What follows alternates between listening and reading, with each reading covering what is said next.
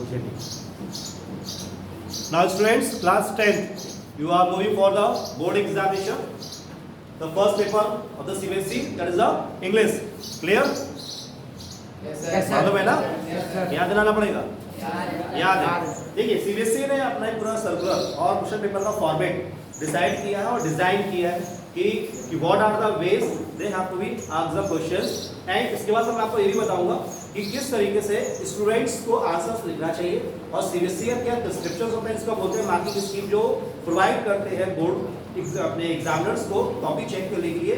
तो what are the they required and what the students have to be write in the answer sheets according to the questions. तो आपने देखो सबसे पहला जो पार्ट आ रहा होगा सीबीएसई लिख रही है क्या नाम, the general instructions. The questions papers contains the three sections which are first one reading, writing, grammar and literature. I think you all are aware question paper इसी फॉर्मेट में रहता है, ठीक है।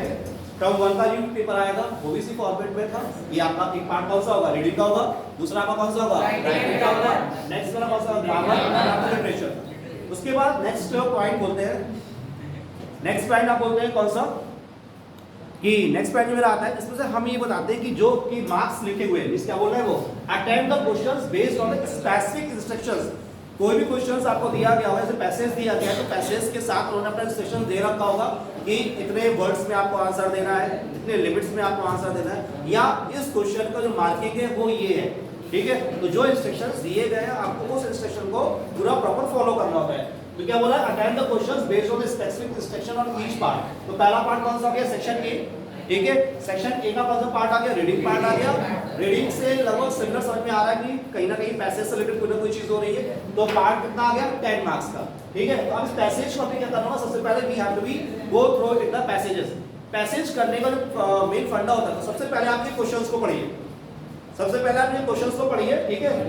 इसके लिए क्वेश्चंस आप पढ़ेंगे और क्वेश्चन पढ़ने के बाद you have to be find out कि आप जब क्वेश्चन पढ़ लेंगे 4-5 क्वेश्चन जो भी है, ठीक है, आपको लगभग 10 to 15 मिनट एक्स्ट्रा मिल रहा है, तो उस बीच में जल्दी जल्दी आप करो एक क्विक जो कहते हैं ना क्विक, जल्दी से आपको रीडिंग लगा लेना। तो उस रीडिंग लगा के एक आपको अंदाजा लग जाता है कि क्वेश्चंस पे पूछा क्या जा रहा है, और फिर you have to go through the passages. क्योंकि इंग्लिश का पेपर मैक्सिमम लोगों का छूटने की संभावना है, पॉसिबिलिटीज थोड़ी सी ज्यादा रहती है, क्योंकि दे हैव मींस कह सकते हैं ना, तो काफी टाइम उनका चला जाता है पैसेज रीडिंग करने में, और आंसर्स को तो वो लिखते ही लिखते हैं, लेकिन पैसेज की रीडिंग के जो पार्ट होता है उसमें काफी टाइम लगा देते हैं। तो आपका अगर 2 घंटे का पेपर है तो उस 2 घंटे के पेपर में आपको अपने टाइम को डिवाइड पहले कर लेना है, और ये time division at the same time वहां पे जाके नहीं करना है कि सर अब मैं डिवाइड कर रहा हूं 2 का है और उसके बाद फिर मेरे को क्या करना है कि इसको क्या करना है, मैं डिवीजन करो पेपर को। आपको ये नंबर ऑफ सैम्पल पेपर्स की आप प्रैक्टिस करिए, और वो प्रैक्टिस ऐसे नहीं कि सीधे पेपर रख लिया और सॉल्व करने लगे। Practice along with your the time, along with the time, the time the 2 hours या time is the 1 hour, what is the time is to be there, उस टाइम को आपको क्या करना है, उस टाइम के accordingly you have to be do the work। ये आपको ना खाली बोर्ड एग्जाम की प्रिपरेशन करनी है, बल्कि जो आपके स्कूल में भी एग्जामिनेशंस होते हैं और स्कूल के एग्जामिनेशंस में भी आपको अपने टाइम के अकॉर्डिंगली अपनी प्रैक्टिस करना चाहिए। क्योंकि इंग्लिश हो गया, मैथ्स इंग्लिश हो गया, साइंस हो गया, और इंग्लिश समटाइम्स आपको सोशल एंड हिंदी, ठीक है, ये पेपर छूटने की संभावना ज्यादा से ज्यादा रहती है यदि आपने अपना टाइम कैलकुलेशन नहीं किया, पहली चीज। दूसरी चीज क्या है, मार्क्स कितना का दे रखा है, 10 मार्क्स का दे रखा है। तो जितना भी अच्छा आप आंसर लिखोगे तो 10 ही मार्क्स तो मिलेंगे, 10 से ज्यादा तो नहीं मिलेंगे। तो क्या होना चाहिए, होना ये चाहिए कोई भी आंसर छूटना नहीं चाहिए, क्योंकि आपने जो आंसर लिखा बहुत अच्छा लिखा, you have get the full out of full, but जो आंसर छूट गया तो छूटने का कोई भी आपको मार्क्स नहीं मिलने वाला। तो पहला पॉइंट मेरे को क्या मिलने वाला है, पहला पॉइंट मेरे को मिल गया कौन सा, पैसेज वाला पार्ट। पैसेज हमने पढ़ा, नेक्स्ट उसके बाद स्लाइड मूव करिए। ये पैसेज हमने पूरा यहाँ का पूरा पॉइंट पढ़ लिया। अब ये देखिए, अब आपको क्वेश्चन मिल गया based on the understanding the passage answer any 5, ठीक है, आकर दे बोले एनी 5 एनी 4 व्हाटएवर। तो आपने ये पढ़ा है, इसके बाद you have to be read the question जो आप पहले पढ़ चुके हो, जो क्वेश्चन आप पहले पढ़ चुके हो उसके बेसिस पे करना आपको आंसर्स देने, ठीक है। क्लास 10 ये पेपर आप जरूर सॉल्व करिएगा, ठीक है। डिस्क्रिप्शन में मैं इसका पूरा पीडीएफ आपको सेंड कर दूंगा, अगर आपके पास नहीं है तो आप इसे जरूर ले लीजिएगा। एक बार ये पेपर सॉल्व करके जरूर जाइएगा, ताकि आपको एक आइडिया लग जाएगा कि how the CBSE is going to be conducting the question paper for the preparing the question paper for the class 10 English, ठीक है। इसके बाद ये पार्ट जब आपका फिनिश हुआ, इसका जब पार्ट फिनिश हुआ, अगेन आपको कौन सा मिल रहा है, दूसरा आपको पैसेज मिल रहा है, read the following experts from case studies, ठीक है। अब इसमें क्या हो, पैसेज का पार्ट, यहाँ पे दूसरा क्या है, केस स्टडीज। और केस स्टडीज के बारे में आपने पहले भी पढ़ रखा होगा, ठीक है। पहले भी आपने कई एग्जाम्स दिए हैं, टर्म वर्ड्स के दिए हैं, तो उसमें आपको केस स्टडी से आप काफी हद तक फैमिलियर हो चुके होंगे। After the case studies again क्या करना है, answer the level of the among the respondents, means जो भी क्वेश्चंस पूछे गए, ये क्वेश्चन दिया गया है, यहाँ पे उनके आंसर्स आ रहे हैं कि कुछ कितने लोग यस बोल रहे हैं, कितने लोग नो बोल रहे हैं, और ये कुछ कह रहे हैं, मैं कुछ कह ही नहीं सकता। सपोज मान लो मैं एग्जांपल में आपको ये बोल दूं कि we should have to be eliminate the pollution from the environment, तो कुछ कहेंगे कि कैसे पॉसिबल है, कुछ कहेंगे हम कुछ कह ही नहीं सकते, कुछ कहेंगे कि हाँ हाँ बिल्कुल हो जाना चाहिए। तो ये जो कई तरह की कंडीशंस आ रही, समवन सेज कि हाँ हो जाना चाहिए, समवन से ये कैसे पॉसिबल होगा, तो उसी के डायरेक्शंस में ये क्वेश्चंस उन्होंने फॉर्मेट दिया है, ठीक है। अब इसके बेसिस पर उन्होंने क्वेश्चंस क्या पूछे, देखिए नेक्स्ट स्लाइड पे, यहाँ पे आप सुनिए, देखेंगे आप, ये पूरी स्टडीज है, स्टडीज में आप ये देख रहे होंगे जो भी उसका डिस्क्रिप्शन दिया गया।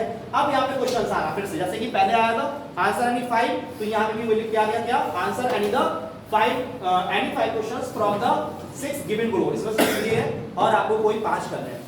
आप ये ध्यान रखिएगा, सबसे बड़ी बात होती है कि जब भी आप क्वेश्चन सॉल्व कर रहे हैं तो try to be do in a sequence wise, कोशिश हमेशा ये करिए। अब ये नहीं कि आ ही नहीं रहा है और फिर ढूंढ रहे हैं कि सर ने ऐसा कहा था, सर ने ऐसा नहीं कहा, ये बात की जा रही है कि यदि आपका पेपर ये दिया गया, क्वेश्चन पेपर दिया गया है, तो try to solve the questions according to the serial wise which is to be given in the questions. यदि नहीं है तो ठीक है, जैसा आपको इजीली कंफर्टेबल फील हो रहा है तो आप उसे सॉल्व करिए।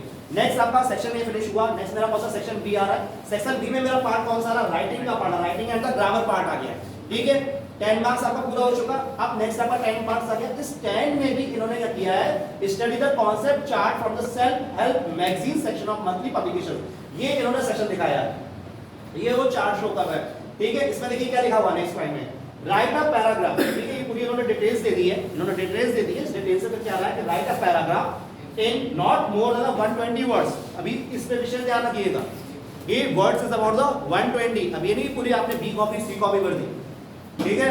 दे have to describe the 120 words analysing the listed responses to the situation when one faces the setbacks, ठीक है। ये सारी डिटेल्स आपको दे रखी है, इसके अकॉर्डिंगली आपको कहां मूव करना है, आपको एक पैराग्राफ को राइट डाउन करना है और जिसकी लिमिट क्या दे रखी है उन्होंने 120। तो कोशिश है करें, हाँ 120 से 125 130 होगा चलेगा, अब ये नहीं होगा 220 या 230 हो जाए, क्लियर। क्योंकि वो डिस्क्रिप्शन जितना आप दिखा रहे हैं वहां पे प्रेजेंट आ जाएगा कि how much words you are using apart from the prescribe format, ठीक।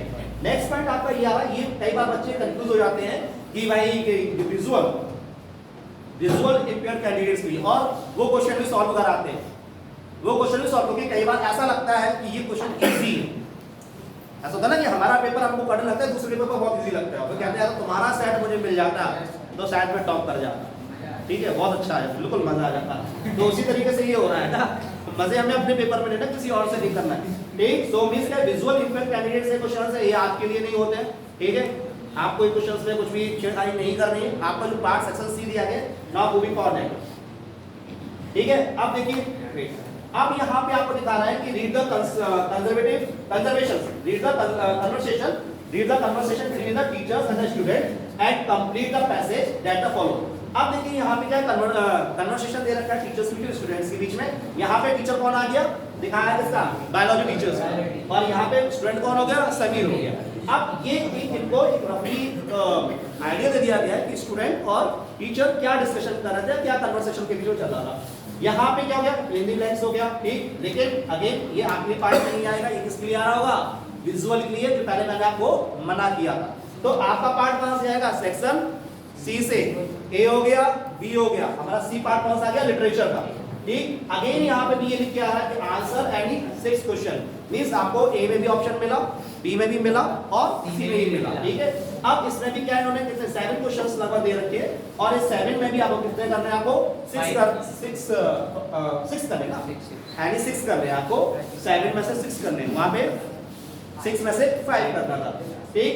सेकंड नेक्स्ट पार्ट जो आपका आएगा, answer any 2 of the following in about 120 words. इससे मैं फिर से रिपीट करूंगा कि जो आपको वर्ड्स दिया, वर्ड्स लिमिट दे रखी है, इसको आपको प्रिस्क्राइब प्रॉपर तरीके से फॉलो करना है कि जो भी नंबरिंग यहाँ पे दे रखी है कि भाई 10 12 13 15 तक वर्ड्स एक्सेप्टेबल है, लेकिन आप उससे ज्यादा मूव कर रहे होगे तो फिर वो एक्सेप्टेबल नहीं होता, ठीक है। तो ध्यान रखिएगा इस चीज की। तो अगेन आपको ये क्वेश्चन दिए गए होंगे, इस क्वेश्चन में भी आपको क्या मिल रहा है, लिटरेचर पार्ट का जो पार्ट आ रहा है आपके लिटरेचर में जो भी आपको सिलेबस दिया गया है, ठीक है, उसके अकॉर्डिंगली क्वेश्चन है आपको, उसमें भी आपको क्या करना है, चॉइस दे रखी है, उस चॉइस के अकॉर्डिंगली आपको आंसर देना है। दूसरी सबसे बड़ी बात ये आ रही है कि आपने ऐसे आंसर नहीं देना है कि आपने 1 2 3 कर दिया। मान लीजिए आपने 1 2 और 4 थर्ड क्वेश्चन स्किप किया और फोर्थ वाला आपने क्वेश्चन सॉल्व किया, तो आप 1 2 में 4 लिखिएगा, 1 2 3 मत कर दीजिएगा। 3 का मतलब क्या हो गया कि 3 वाले क्वेश्चंस को वो कैरी कर रहा होगा, फिर वो आंसर क्या हो रहा होगा आपका रॉन्ग हो जाएगा। ठीक है, नेक्स्ट देखिए, ठीक है, तो ये आपका पूरा पार्ट हुआ, this is the last one. तो आपके 4 पार्ट आ गए, राइटिंग के पार्ट आ गए आपके, ठीक है, आपका पैसेज वाला पार्ट मैंने आपको बताया, डिस्क्रिप्टिव वाला पार्ट। अब ये आप ये देखिए, इसमें लिटरेचर में पोर्शन आ रहा है वो कितने का आ रहा है, 20 मार्क्स का आ रहा है, ठीक है, 10 मार्क्स आपके अबव होगा, और ये पार्ट कितने का आ रहा है, 20 का आ रहा है। और यहाँ पे ये लिटरेचर जो सी पार्ट है, यहाँ वर्ड लिमिट देखिएगा, अभी तक 120 वर्ड्स के बारे में बात कर रहे थे, ये जो पार्ट आ रहा है वो कितने का आ रहा है, 30 से 40 का पार्ट आ रहा है। अब ये देखिए इसका सॉल्यूशन कैसे होगा, ये सॉल्यूशन में बोर्ड क्या रिस्ट्रैक्ट करता है, क्या वो मांगता है, ठीक है। तो ये फॉर्मेट था बोर्ड का, ठीक, इसका क्वेश्चंस का तो आप सभी लोगों को मालूम पड़ गया होगा। इसका सॉल्यूशन कैसे करना है वो हमें क्या करना है, कॉपी करना है। सॉल्यूशन जो अब आएगा वो सॉल्यूशन को हमें कैसे बताता हूँ, वो आपको मैं नेक्स्ट स्लाइड में दिखाता हूँ, ठीक है।